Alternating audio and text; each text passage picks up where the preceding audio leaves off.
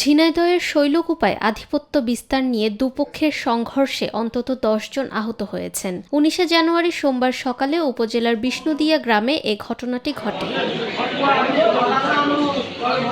Police ও স্থানীয় সূত্রে জানা যায়, সামাজিক আধিপত্য বিস্তার নিয়ে মনোহরপুর ইউনিয়নের যুবদল নেতা জাহিদ চৌধুরী ও আবুল বাশার সাদাতের সমর্থকদের মধ্যে বিরোধ চলছিল।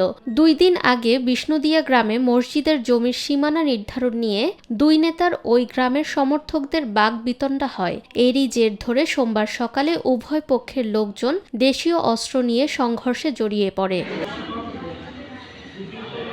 খবর পেয়ে পুলিশ ঘটনাস্থলে পৌঁছে পরিস্থিতি নিয়ন্ত্রণে আনে। আহতদের মধ্যে ৫ জনকে শৈলকুপা উপজেলা স্বাস্থ্য কমপ্লেক্সে নিয়ে গেলে সবাইকে উন্নত চিকিৎসার জন্য ফরিদপুর, কুষ্টিয়া ও ঝিনাইদহ সদর হাসপাতালে রেফার করা হয়।